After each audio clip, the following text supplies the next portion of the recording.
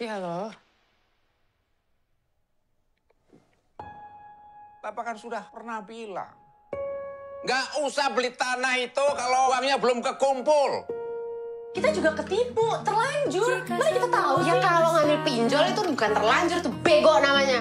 Tolong kau, kalau enggak kita semua kehilangan rumah ini kau.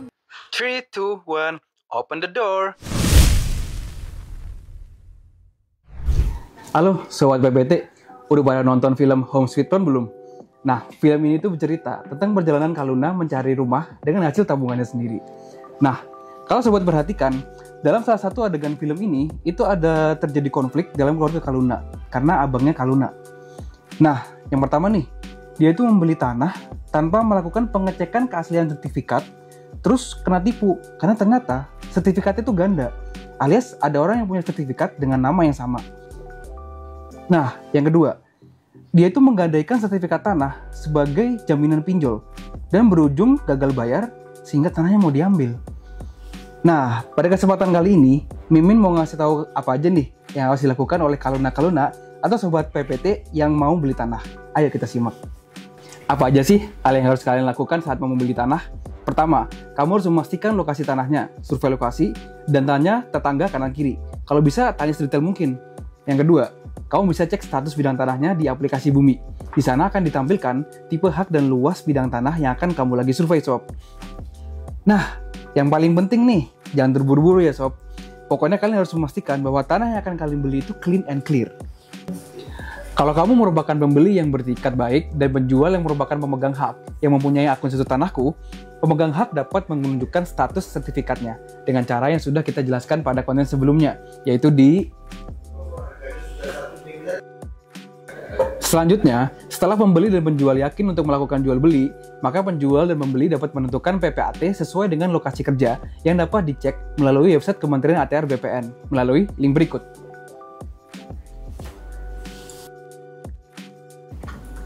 Setelah penjual dan pembeli menentukan PPAT yang sesuai, mereka tinggal menghadap ke PPAT tersebut untuk melakukan proses jual beli dan dibuatkan akta oleh PPAT-nya. Eits, tapi ada langkah-langkah yang perlu kalian ketahui nih sebelum pembuatan akta jual beli ini. Antara lain, PPAT harus melakukan pengecekan, sertifikat, dan beberapa hal lainnya. Biar gampang, kalian bisa nih cek melalui materi yang ada di link berikut ini. Pengecekan ini bertujuan untuk mengetahui apakah sertifikat tanah yang akan kalian beli diterbitkan oleh BPN atau bukan. Nah, no bodong-bodong klub. Jadi nggak bakal ada lagi drama ketipu nih gara-gara sertifikat ganda alias sertifikat palsu. Oh iya nih, ada hal penting yang perlu kamu ketahui. Pembuatan akta PPAT harus dihadiri oleh para pihak melakukan perbuatan hukum yang bersangkutan atau orang yang dikuasakan olehnya dengan surat kuasa tertulis, sesuai dengan peraturan perundang-undangan yang berlaku.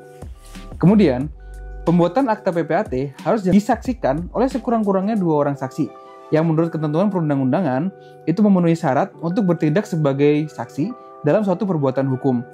Yang memberi kesaksian antara lain adalah mengenai kehadiran para pihak atau kuasanya, keberadaan dokumen-dokumen yang ditujukan dengan pembuatan akta, serta telah dilaksanakannya perbuatan hukum oleh para pihak yang bersangkutan.